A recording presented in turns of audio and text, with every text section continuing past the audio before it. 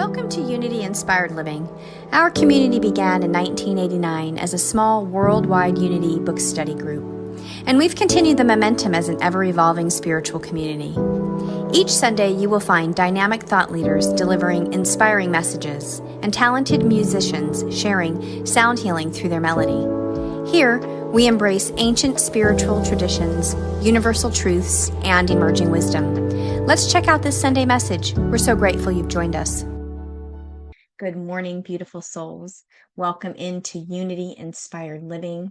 My name is Amy Van Ling, and I am grateful that you've chosen to be part of this living, breathing spiritual community. This is a place where inquiry is welcome, wisdom is shared, and transformation is experienced. So I don't like to look at it as simply a gathering.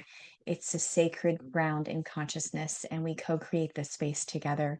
And I'm so grateful that we get to be here together. We're beginning this new month of March. I was so thankful to see so many of you last week in the East Bay, and now we get to be online together. So I just like to remind you, as we come into this space, before we move forward, we just go into feeling our bodies supported. Feel the steadiness beneath you if you're sitting or standing or lying down. Let your breath remind you that you're already connected, that you're part of the earth. We're part of each other.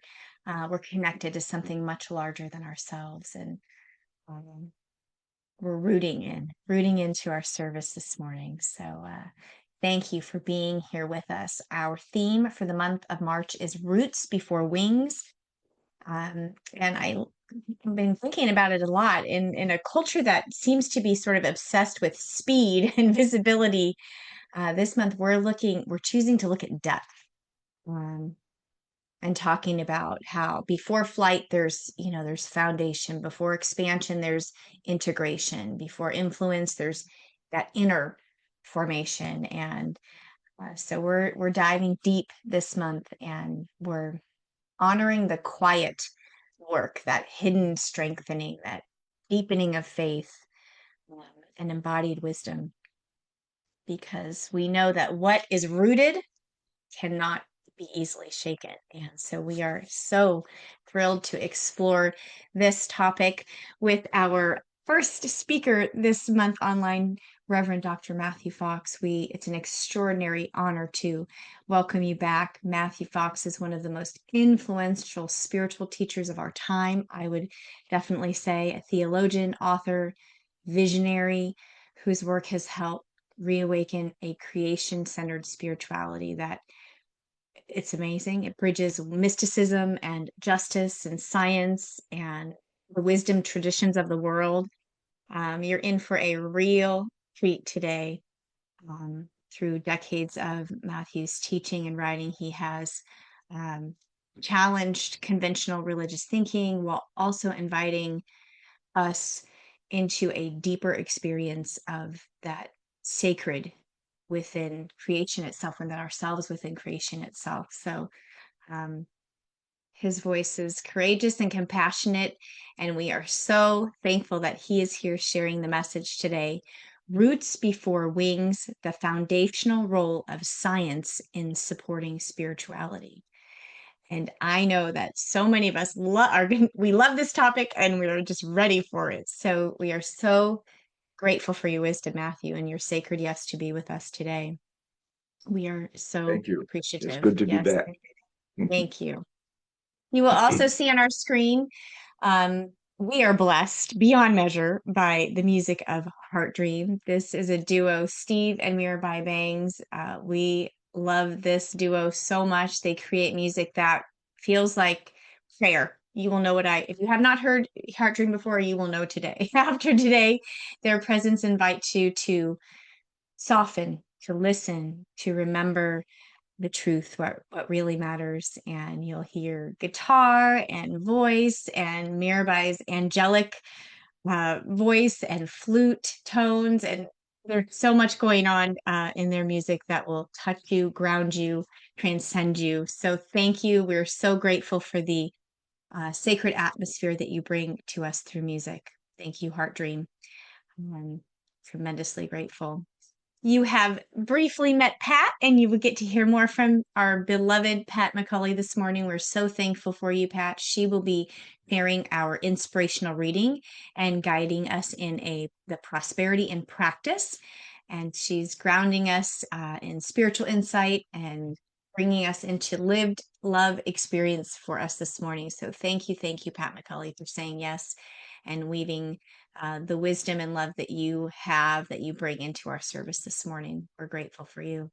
So thank you everybody for joining us in this live stream, because we are co-creators together, and we are who we are because of you. So thank you for saying yes and being with us. I'd like to open with our mission statement. And I like to do that because I like to affirm the intention that anchors our community, and so that we're all together and aware of what are we doing here. And we are fostering love and wisdom, inspiring transformation, offering compassionate outreach, and embracing unity. So thank you for being on this mission with us. We are going to open with our community song, and I'm going to hand this over to Mirabai and Steve. HeartDream, I Trust in God. Thank you both.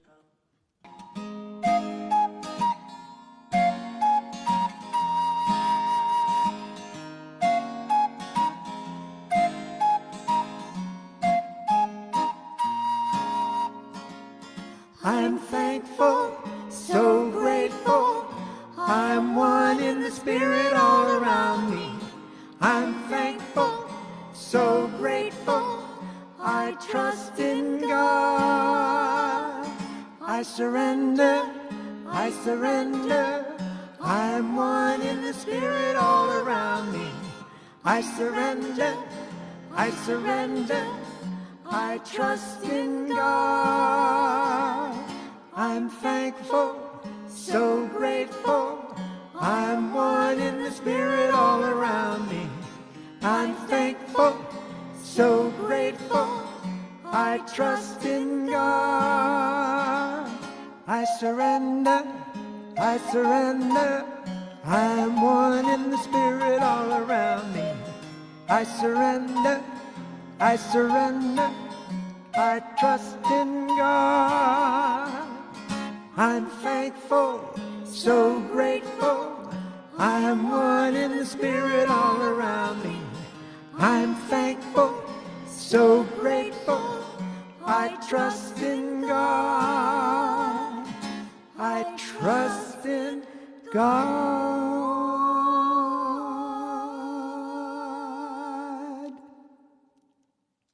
Beautiful. That was rooting. That was very rooting. We're grateful for you both. Okay, I'm going to hand the screen right over to Pat. She has our inspirational reading this morning. Thank you. Oh, beautiful, beautiful sounds. This month, our theme is Roots Before Wings. And here are some thoughts I have entitled, What Does Your Lighthouse Stand On? When I think about roots before wings, I'm reminded of a lighthouse. We've mentioned the light coming in, the cleanliness of your windows, what you clean your windows with, the energy within, the clarity and strength of the light going out. But we haven't mentioned what the lighthouse stands on, the ground, the rocks, the roots. In Matthew 7:24-27, describes a house built on rock versus one built on sand.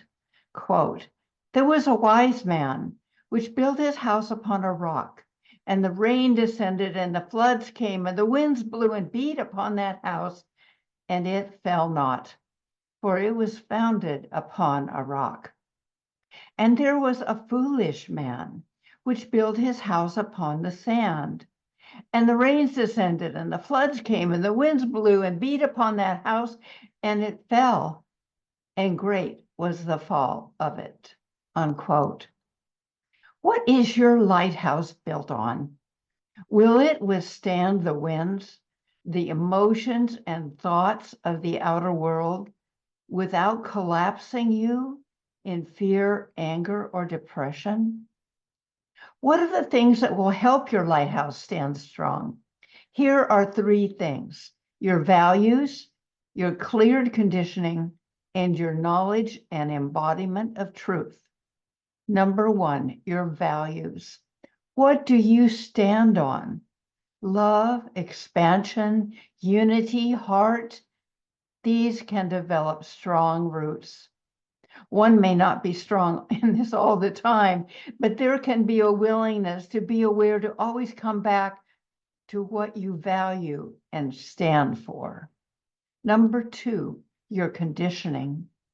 If you have resolved your conditioning, no past negative, no old stories, no one left to forgive, there will be nothing left to be triggered in the now.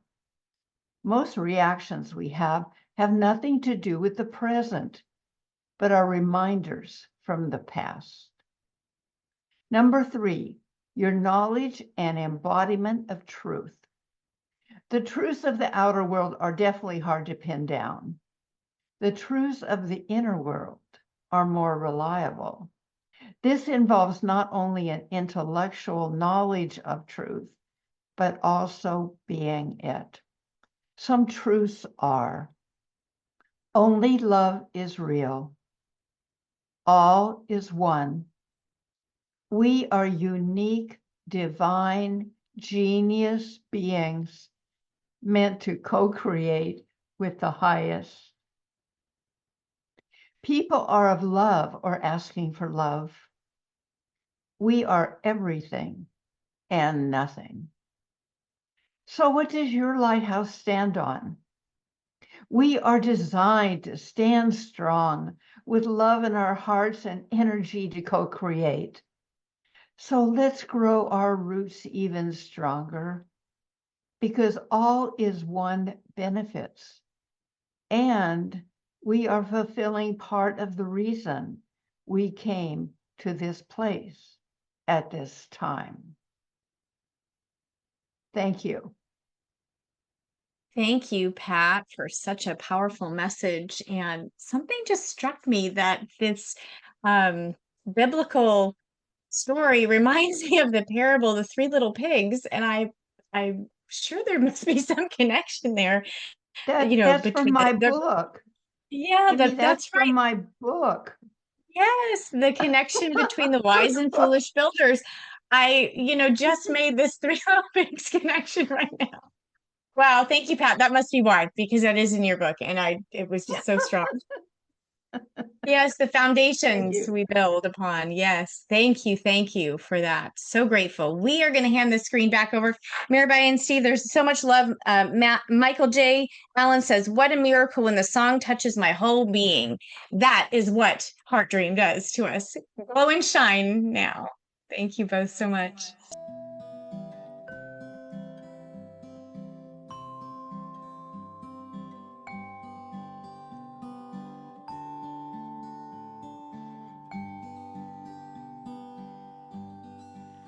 I am the source of God's love. Zeal shines from me, lighting the way. I am the pure, soaring dove. I am enlightening the world today. I am the peaceful, still pond. I'm unfolding my lotus flower. Now the light of God has dawned. I am revealing my own true power. Glow and shine, I am divine. Glow and shine, we are divine. I am the bright flame in all co-creating now wonderful things, accepting my gracious call. I am transforming how my heart sings. Glow and shine, I am divine. Glow and shine, we are divine.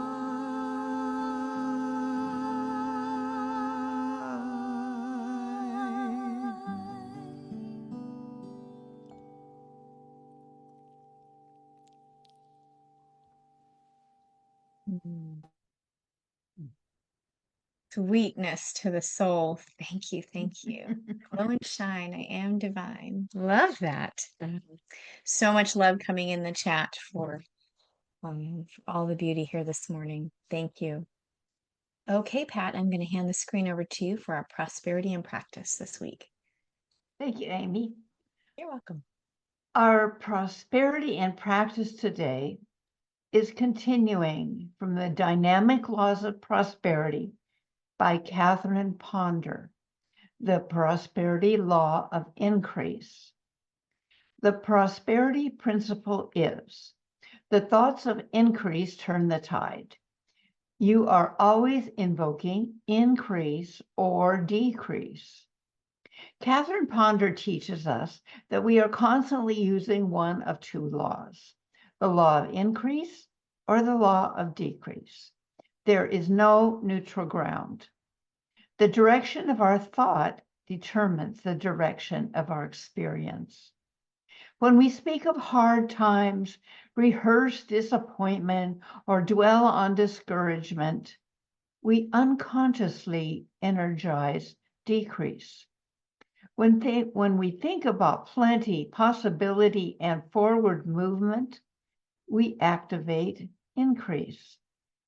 Increase begins in simple ways. Give others thoughts of increase. Speak words that lift rather than limit. Give yourself thoughts of increase. Refuse petty thinking. Avoid hurry. Choose confidence over contraction. This week, notice your inner commentary. Are you invoking expansion or reduction? The thought of increase turns the tide. Let increase be your new frontier. I love that. Let increase. So it is. And so it is. Yes, I say yes. I love it. Your new frontier increase. That's neat. I like that.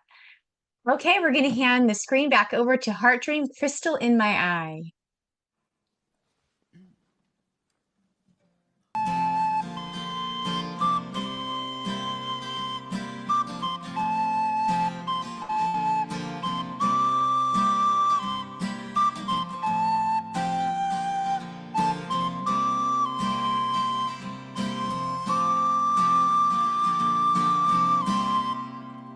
You are the crystal in my eye. You are the song in my heart. You are the one. I'm on the path to find the way. The ridges run so deep, but my heart sees me clear. And I walk on. You are the crystal in my eye. You are the song in my heart. You are the one. I free fall into valley green and climb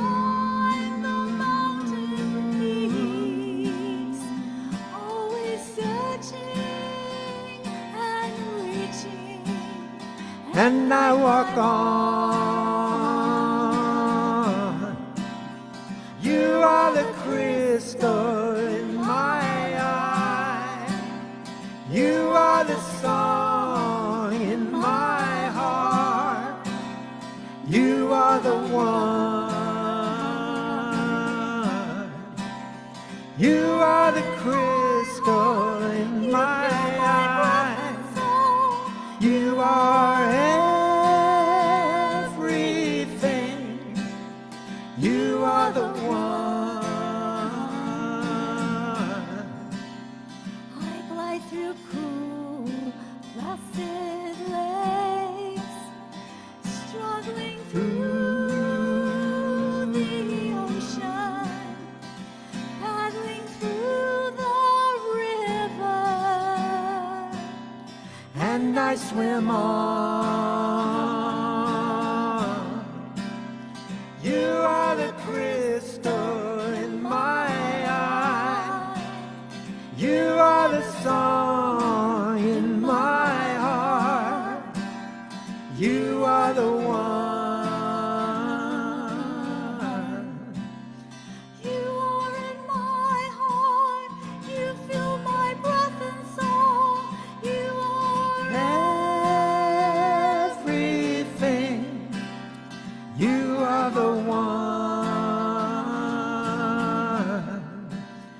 I rise into the clouded mist, finding the evening, melting into the love. My heart dreams on. You are the crystal in my eye. You are the song in my heart. You are the one. You are the crystal in my eye. You are everything. You are the one.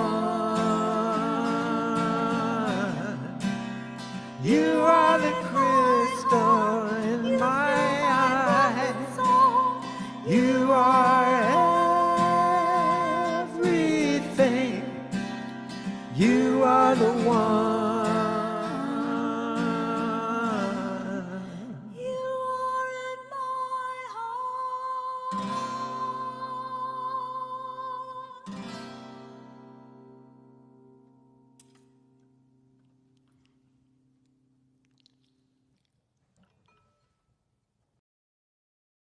So beautiful. Thank you. You can understand why we call them the dynamic duo. Mirabai and Steve Bangs are HeartDream, and they are streaming on all the platforms, Spotify, Apple Music.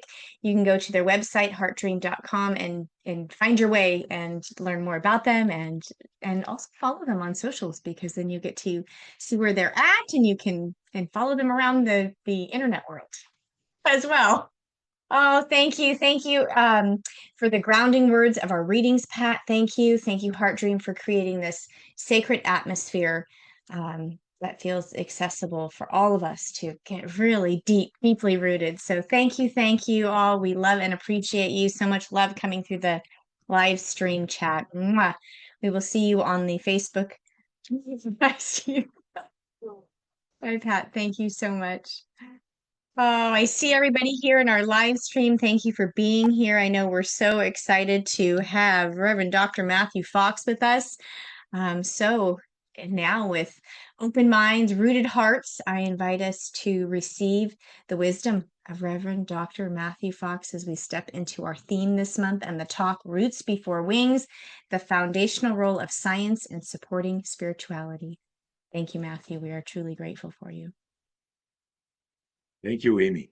And thank you to Heart Song, Stephen and Mirabai, and to Pat for her very thoughtful reflections, especially like that reflection on the lighthouse and the rocks and the application from Jesus and Matthew's Gospel. I don't know if anyone's ever told this to Stephen before, but he seems to be sporting a haircut of John Denver. And I don't know if he knows that or not, but I knew John Denver. I lectured at a couple of his events in the summer. And the last one I lectured at, he called me backstage afterwards and we talked and he said he wanted to study with me and he wanted to come to our program. And then he kissed me on the cheek. I've been kissed by John Denver. And then, but unfortunately, sadly, he died a few months later in that plane crash, far too young. So, and especially, Amy, I'm grateful to you for your leadership, for coming up with such poetic titles that challenge me. I remember last time I was here a year ago, the topic was real, raw, and radiant, awakening authenticity. And so I gave a talk on Adirondack and Parashinu, two real, raw, and radiant guides calling us to deep freedom.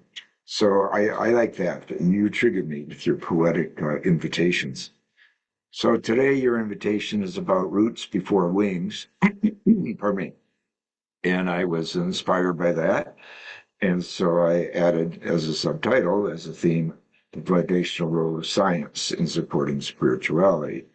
Because I think science truly helps us in so many ways, both to deepen our roots, but also to put on wings. So I want to begin with a statement by Howard Thurman, the great African-American mystic who was so important to the civil rights movement and to Martin Luther King and all that saintly effort. He said, to relate to something everywhere, we must be connected to something somewhere. So every time I hear that or think about it, I have a picture of a great tree that is reaching out to the skies. But to do so, it has to develop its roots, because actually the bigger you become, the more vulnerable you are to the winds and to all the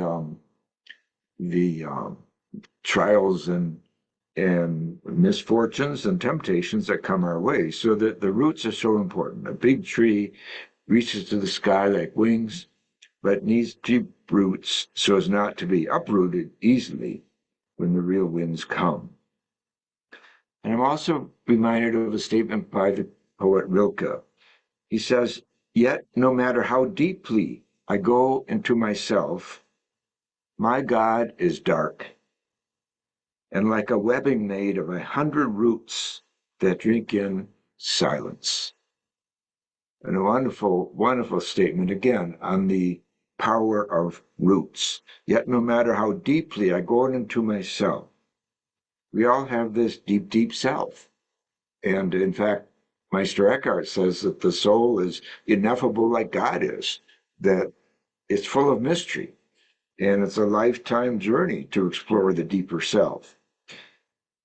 No matter how deeply I go down into myself, my God is dark, and like a webbing made of 100 roots that drink in silence.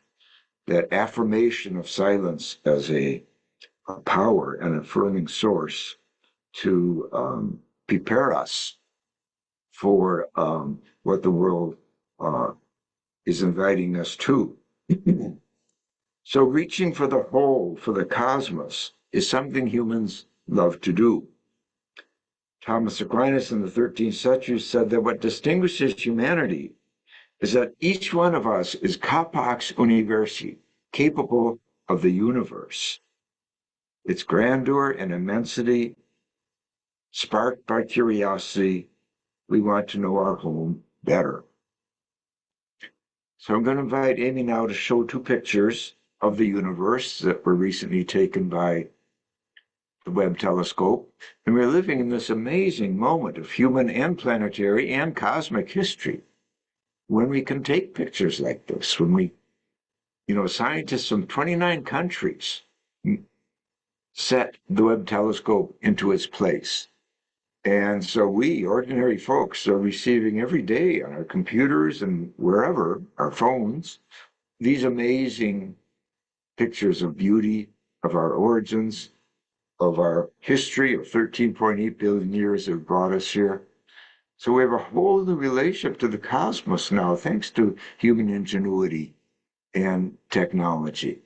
So this is one picture of the universe that's recent, and here's another one that is equally striking and moving. There we go. 100 million light years.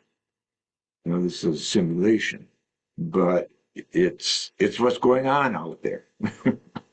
And if it's going on out there, it's going on in here, because our souls, our inner selves, embrace all this. We are the ones who sent these machines up there, these inventions.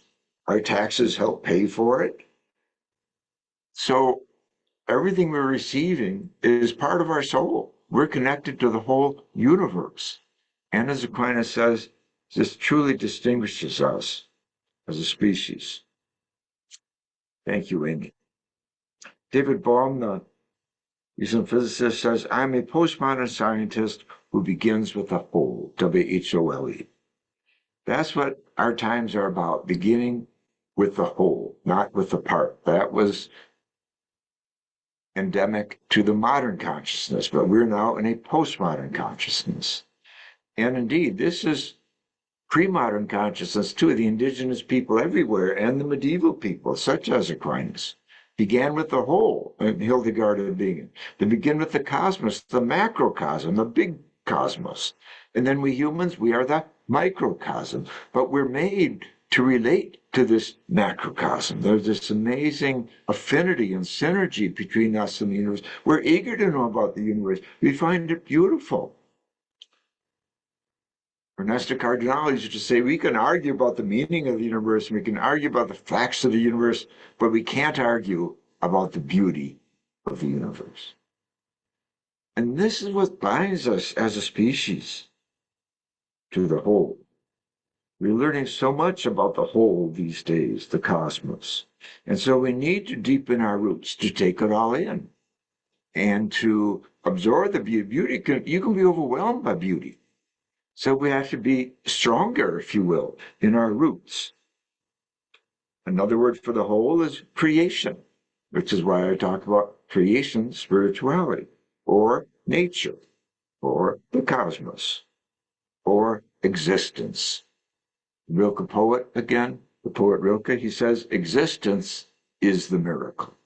Existence is the miracle. Why is there anything and not nothing?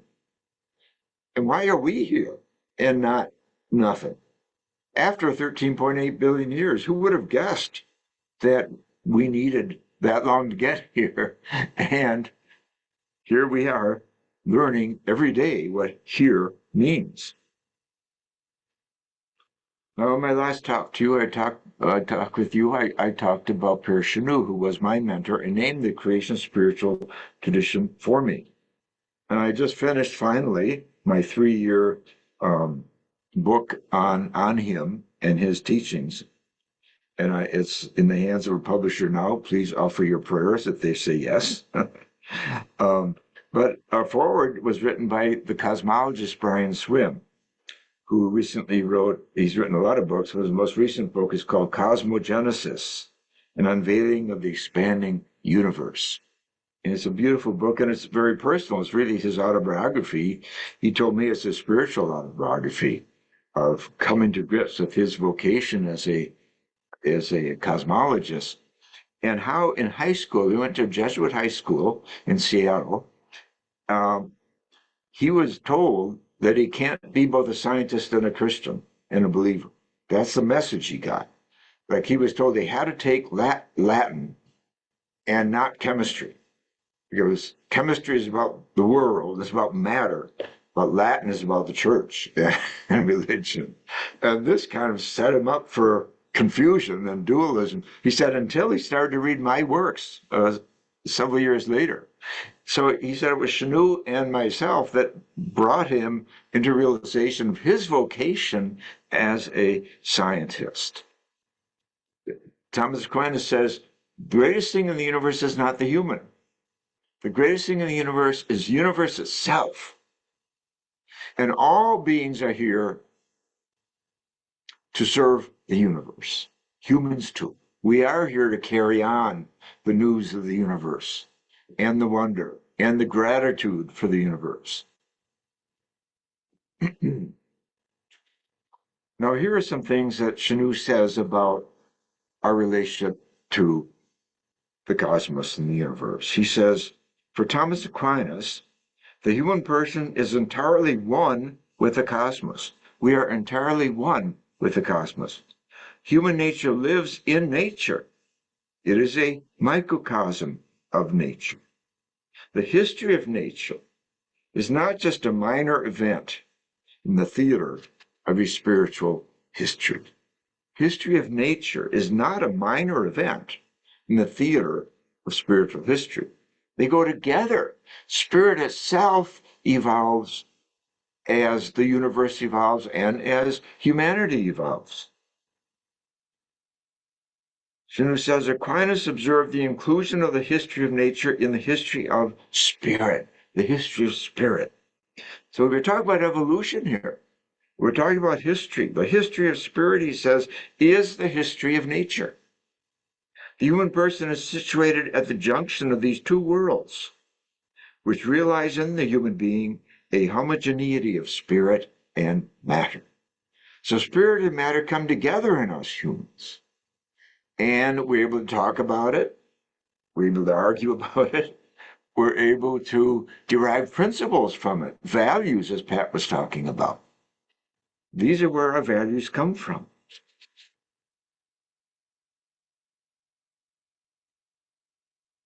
Now, Chanu was a great historian of the 12th century in particular, the great Renaissance of the 12th century, which reinvented education. The university was invented then, and a lot else. And he says the 12th century featured an essentially religious discovery of the universe through a discovery of nature, a religious discovery through nature. The nature came first, the cosmology came first, the science came first. There's this big shift. From the Platonic view of matter versus spirit to the Aristotelian view. And Aristotle was a pagan, not a Christian or a Jew. He didn't have a Bible in front of him. And he came to Europe through Islam. So he had two strikes against him. He was a pagan, he came by Islam, and he was a scientist. And the fundamentalists in the 13th century, just like the fundamentalists today, don't want to talk about nature, about science and nature. But Aquinas did. And so Chanu, who is a great scholar of Aquinas, says the 12th century featured an essentially religious discovery of the universe through a discovery of nature and birthed a new civilization. That's what happens when humans get turned on by a view of the universe that is beautiful and awesome and today factual. The potential is here to birth a new civilization. And you read the news every day or even every week, and you realize we need something new. Humans need something new if we're going to survive. When it comes to climate change, when it comes to war, which seems to be everywhere and at everyone's fingertips, we need a new way of seeing the world, a new way of birthing the world, which is what a civilization is meant to be. And so Chanu says, all of nature belongs to secular science, but all of nature is sacred as well. It is merely one's perspective that changes. Science and mysticism ought naturally to complement one another.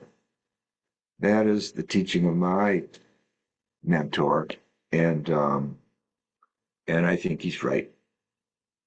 And science then helps to ground us.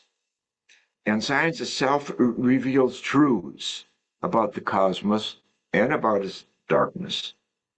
Now, Albert Einstein said we're entering the third stage of religion. The third stage, this new stage of religion, said Einstein, is cosmos, a cosmic religion, he called it. And what's part of it is two things, conscience and cosmos. Not dogma leading the way, but conscience and cosmos. And I think that conscience word summarizes a lot of what Pat was talking about earlier, the grounding where our light our lighthouses stand.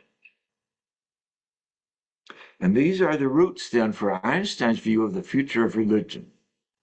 Conscience, and of course Einstein was pretty pissed off by the lack of conscience since he was in Germany in the 30s and escaped. And of course, as a Jew, was very, what should I say, affected by the Holocaust and all, as all humanity should be.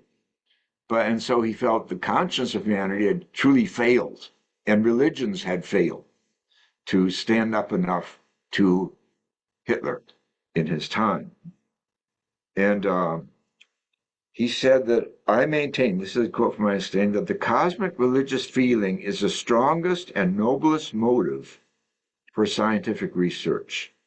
The cosmic religious feeling is the strongest and noblest motive for scientific research. That's what Albert Einstein said. And he says, a contemporary has said, not unjustly, that in this materialistic age of ours, the serious scientific workers are the only profoundly religious people. He's saying scientists are the only ones who are doing it right.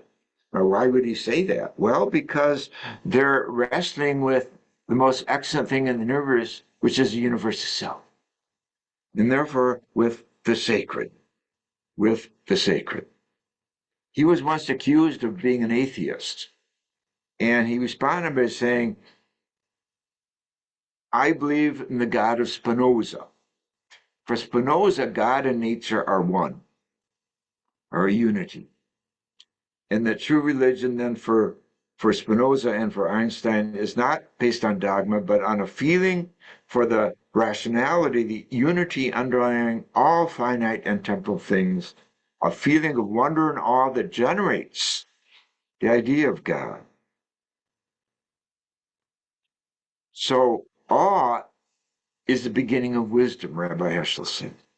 Awe is the via positiva. It is what we're struck by so deeply that the sacred begins to emerge in us. And that recovery of the sacred, Thomas Berry says, happens only when we recover a sense of the universe itself as a numinous, that is a spirit-filled experience. And so again, we're living in this unique time when daily there is good news from the universe. The Webb telescope and many other telescopes are filling us with a new sense of awe.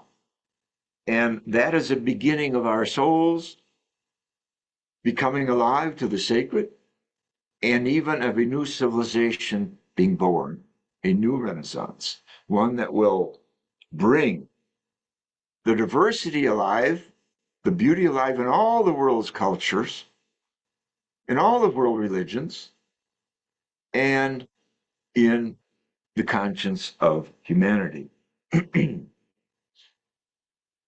This, as Einstein says, is what moves us to even to do science and keeps us learning more and more about the world we live in.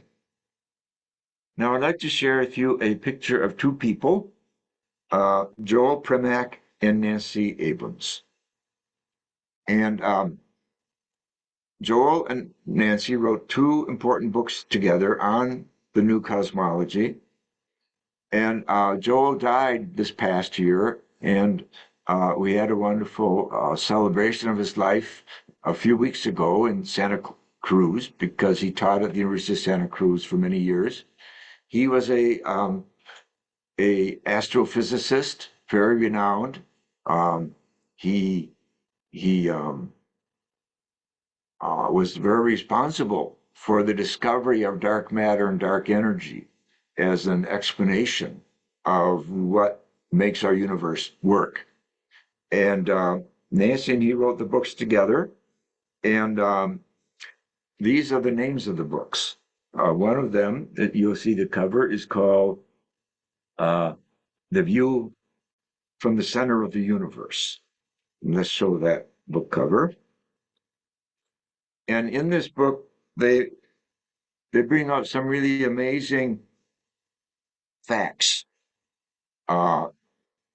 because there is so much amazement in the new cosmology. Here's just one fact, that view from the center of the universe, that in 25% of the extrasolar planets in the universe that we have discovered, massive gas planets or hot Jupiters migrate close to their suns, and in the process, they destroy small planets. So if Jupiter were imitating other large planets in the universe, it would have swallowed Earth up a long time ago. We wouldn't have an Earth. Instead, our Jupiter has been a special brother to us. Jupiter's gravity has helped protect Earth from being hit by comets. Remember the meteorite 65 million years ago that ended the dinosaurs and so much else on Earth? That could be happening on a regular basis if it wasn't for our big brother Jupiter. And our Jupiter, this hot planet, is not like other Jupiters, if you will. It's befriending us, and making Earth possible, making us possible. And they talk about the Cinderella principle, where our moon, for example, is unusually large compared to other planets with moons. And because it's so large, it tilts the Earth. So we can rotate at 23.5 degrees, and this tilt gives us our seasons. Without that season, without that moon, we couldn't be growing our plants and all and be eating well. We wouldn't really be here. And there's just one story after another like this from the new cosmology that they lay out in their book. And they point out that we're at the center of the universe in this sense, that we're living at the time when accelerating expansion is carrying the most distant galaxies away ever faster, so they're disappearing over the cosmic horizon. And ancestors who come long after us will not see the whole universe like we can see the whole universe, because they're going to go down over the horizon in time. So we're living at what they call a special window of time that can only happen during a relatively brief epoch of the entire history of the universe. Now, this should make us grateful beyond measure and deeply in touch with the beauty and the wonder and the wisdom and the knowledge that is coming our way because we're living at this time in the universe. And they say we're the right size. If you check size out in the universe, that if we were much bigger, our atoms and our inner workings would be so busy keeping us going that it couldn't get very smart about examining the beauty of the universe and the awe of the universe. But we're right at that middle size where we can get things done if we put our hearts that way. Now, I want to tell you an amazing story that Nancy Abrams shared when she spoke, the widow of Joel Primack, at the life celebration. And she gave me permission to do this. And I'm quoting her now. She says, "We are all hard-headed scientists here." You're speaking to about 250 people came, many of them scientists. Joel Primack had been doctoral director to over 50 students at the University of Santa Cruz over the years. And a number of them were there for his memorial service. "We are all hard-headed scientists here, but let me tell you what happened a few days ago, just a few days before the memorial service. I walked into the laundry room," this is very down to earth, "with a basket of dirty laundry." Okay, we can all identify with that. "And stopped short when I saw the washing machine." This was the washing machine. Please put up the next picture. This was the washing machine after her husband died and just 3 or 4 days before the memorial service. There you go. That was their washing machine. She took a picture of it. Dust had formed into 3 galaxies in different stages of formation. Joel was a world expert on galaxy formation. "I had not been in this room for days. No one else had been in the house, and the only window was shut. What could have caused this? I could not imagine." One scientist friend suggested the spin cycle could have caused it. So I ran a load of laundry on the same cycle to see if the spin cycle moved dust on the lid of the machine. It did not. The galaxies were exactly the same. After several more loads, the galaxies have not changed at all. This experiment in my mind rules out the theory that the spin cycle created them. So I have no explanation. I sent the photo to my daughter, and she reminded me that one of Joel's favorite sayings was the line from Sherlock Holmes. When you have eliminated the impossible, whatever remains, however improbable, must be the truth.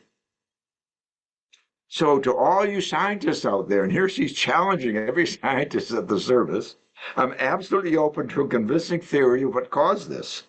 But I will say, if ever there were a message from Joel, this would be it. And just in time for his memorial service, so he could also reach out to you. The great irony is, she says, that when he was alive, Joel would have been the last person to believe a message from the other world was possible. But if it is possible, Joel would quickly figure out how to do it.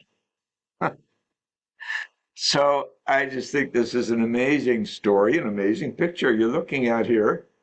And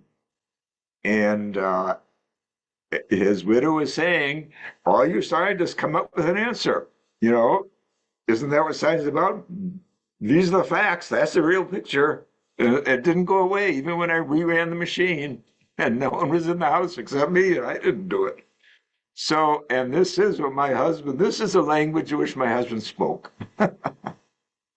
So what I see here is an amazing story about the coming together of cosmos, science, spirituality, and what all religious traditions talk about what's next after this life. There's theories about reincarnation and about resurrection and about regeneration. But here we are, and three galaxies is as good a trinity as I can imagine. And if you have any Celtic blood in you, you probably know about Newgrange Monument in Ireland, which is older than the pyramids.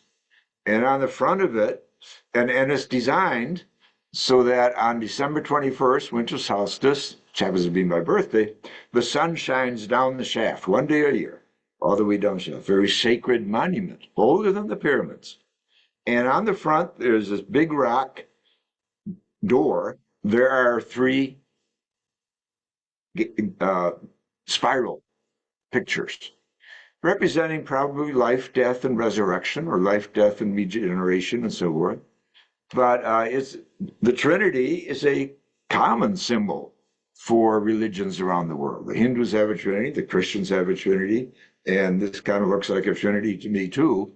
So I just want to say that the coming together of cosmos and roots and wings is not an abstract thing in our time. It's an invitation, I think, to think beyond our modern consciousness, which is so closed to the mystical, to realize that science and mysticism, just as Shanu said, healthily, they come together. And this has the power to so feed us, nurture us with awe, that whatever other generations have done at a moment like this is to birth a new civilization, a new way of being human. Because if we're going to survive, we have to give birth to a version of humanity that puts conscience first and cosmos, the roots and the soaring that we're all capable of. And that's how I celebrate this theme of sitting on wings with roots to guide us. Thank you. It'd be about with you.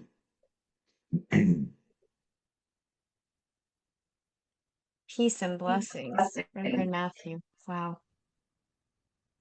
I know I felt like this every time you're with us. We just need a moment to digest. So much here. Wow. I'm going to quickly purchase those books too. Well, I can definitely agree with Mrs. Abrams about the unexplainable. So I'm with her all the way. What a experience! What an experience! What a photograph! I love that you brought in the Celtic tradition, the spiral, just the sacred symbol of three, in so many facets, and how it's showing up in this form, like the cosmos. It's just leaving me speechless a little bit. I'm going to check in with our feed because I'm sure everybody else is having a lot. I love this awe. Awe. We are, how did you say this? We are nurturing us with awe. We're birthing a new way of being human, putting the conscience and cosmos, roots and soaring. This is deep. We went deep. We went rooted deeply in this talk, in this conversation, which I'm not surprised at all. And how, uh, hmm, it's nourishment. Is everybody feeling that? Let me check the live stream chat. Amazing. Spirit is visiting on the washing machine. Let me go backwards. Um, yes. We're here to express gratitude for the universe.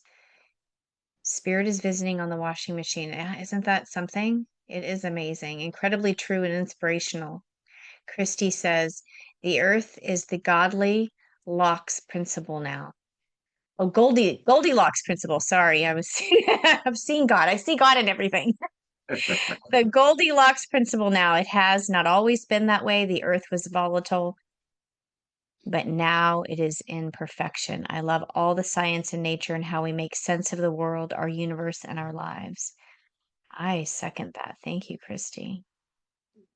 Michael J says, wow, I feel so much comfort. Amazing. This is so awesome to imagine. Thank you for sharing. It is amazing, Christy. I do so appreciate how, these two worlds, and you spoke of this, who was it? I forget. Brian Swim, did you say? He was basically, downloaded that he could be scientist or spiritual, but not both. And now it's emerging, becoming true that it's not only you can be both, we are both. It is both. There's no separation. And there's just such an exciting energy around that. Wow. Great stuff here. If you have a comment, you can put it in the chat. I'm going to just go over a couple of my notes here. I couldn't write fast enough, as always. I love how you brought Einstein in. And the strongest, I don't know if I wrote this all down. I maintain the cosmic religious feeling is the strongest motive for scientific research. I love that merging, the way he worded that and brought that to consciousness, really.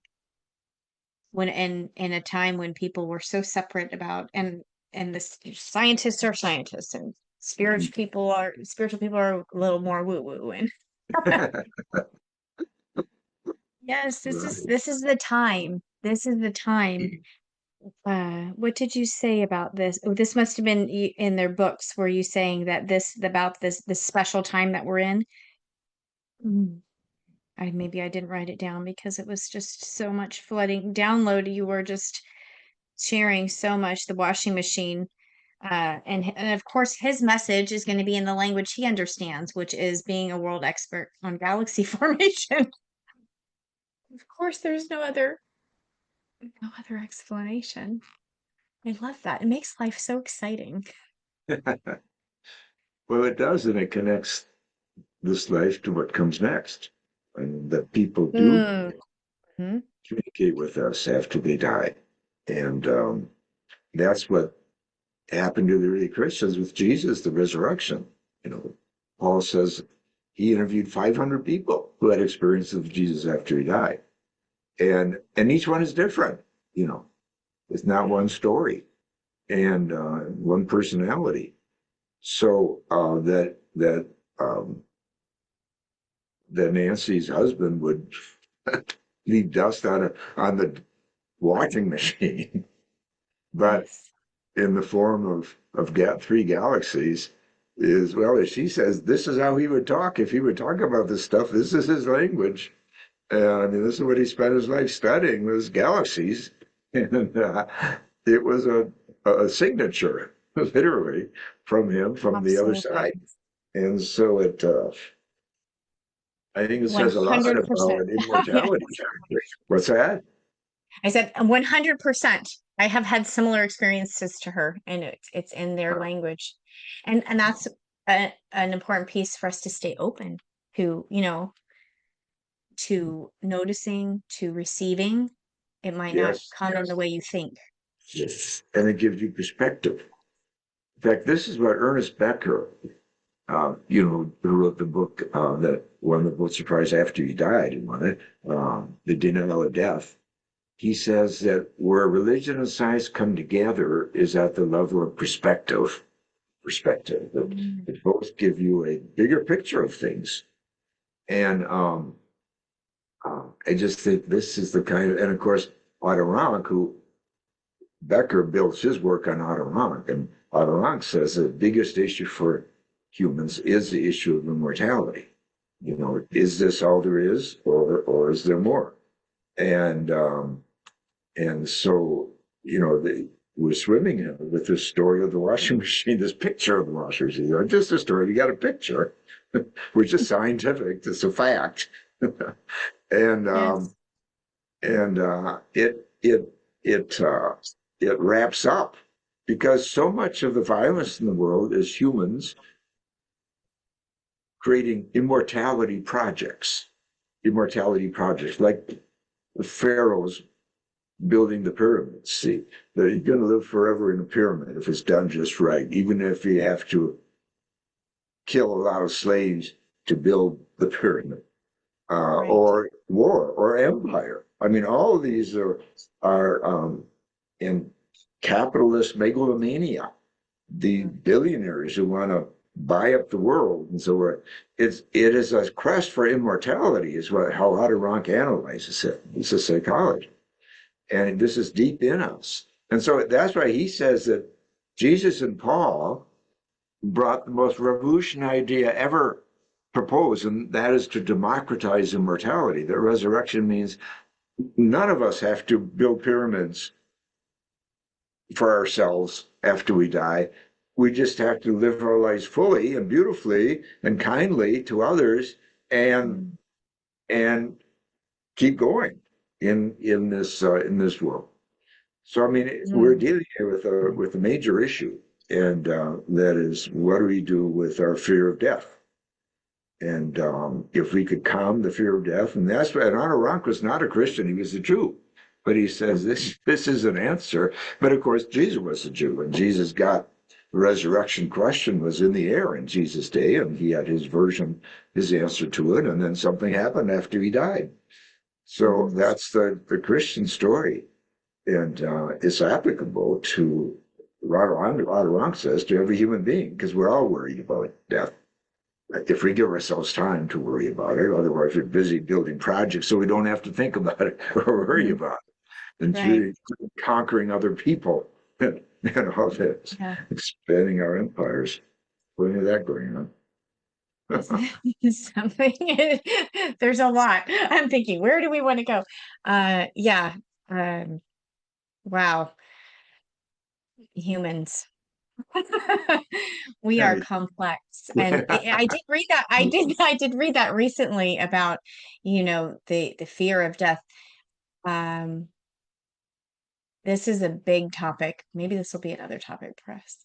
I also want to just mention with the washing machine, I love how Joel brought it to such a like mundane, ordinary Exactly. laundry.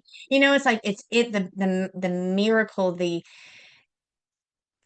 all of the special is in every moment that we might call ordinary, just our everyday. if we're in the perception, if our perspective is open, then we're seeing things from a completely different lens.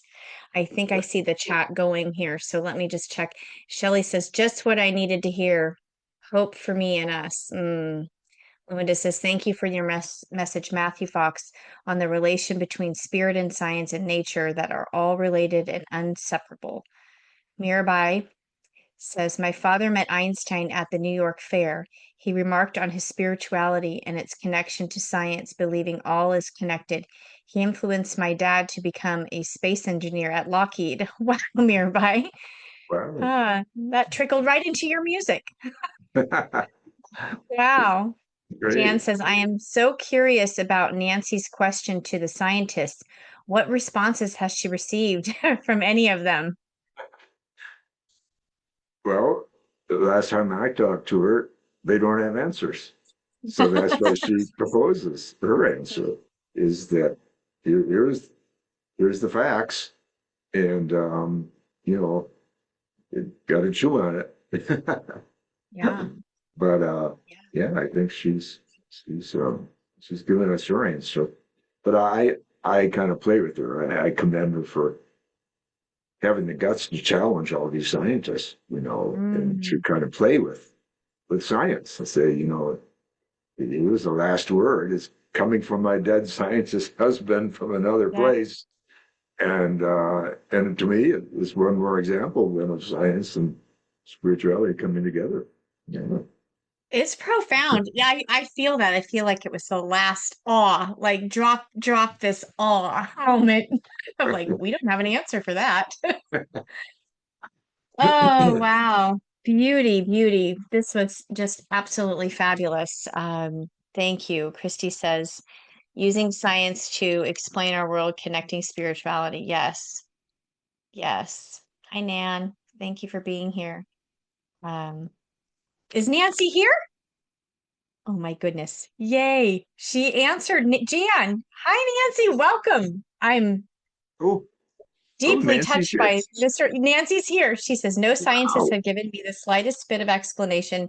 In fact, it has amazed me how open they have been to the possibility. Oh, beautiful. Thank you for being with Oh, us wow. Yeah. and Good to hear from you, sharing. Nancy. Great. Yes, we're so grateful that you're here with us. What a story. I'm so grateful for Well, your sharing I'm that. trying to Yeah. spread the word. Try to spread her story. It was beautiful. Mm, And wow.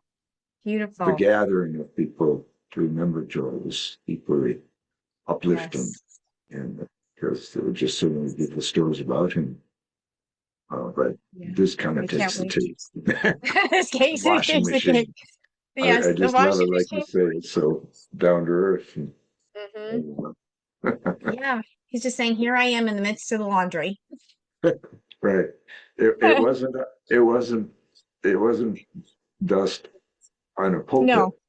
It was on a washing machine. Right. Yes. Yes. That's the part I'm just really leaning into here that just feels so profound. Uh-huh. So yes, thank you for that share, both of you, Matthew and Nancy. I appreciate you being here with us. Michael J says, thank you for the picture of the universe. It could be on my walls. Yes, those were beautiful. Yes, so brave to show that to scientists. Pat was speaking to Nancy here. Nancy said, I had the feeling Matthew might talk about this today. But we're Oh, grateful that he really? did. We're She grateful knows he me joined too well. us. Yes, But I we're did write excited. about it in my daily meditations. You can see the stories written up there too, with Okay. pictures also. Yeah, Yes. Yes. Well, that's we good. are definitely a community that is more than open, and this is for me. This just feels like confirmation. This type of a story is like, oh yes, absolutely, for sure. The message is loud and clear. So thank you both, Joel and Nancy. We're so grateful. And so grateful for you, Matthew. I cannot even express how thankful we are for your wisdom and your creativity. The way the way you bring so much into your message is you just weave it so creatively and so powerfully and impactfully, and you touch our hearts and souls, and we're so grateful for you and all the work that you do in the world. You're just such a difference maker, and we're grateful for Thank you. you and your time that you give to us.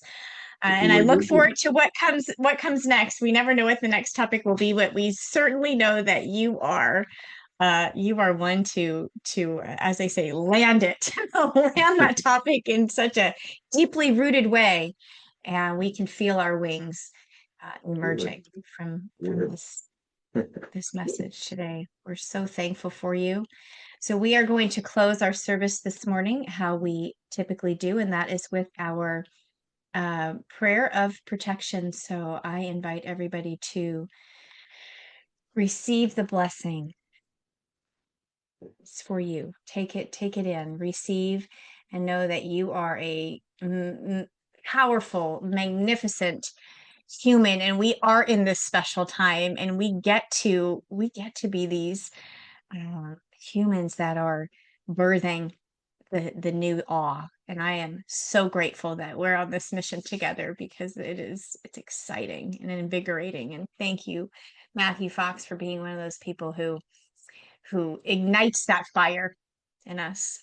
Thank you, thank you. So our prayer of protection: receive. The light of God surround you, the love of God enfolds you, the power of God protects you, the presence of God watches over you, the mind of God guides you, the life of God flows through you, the laws of God direct you, the peace of God abides within you.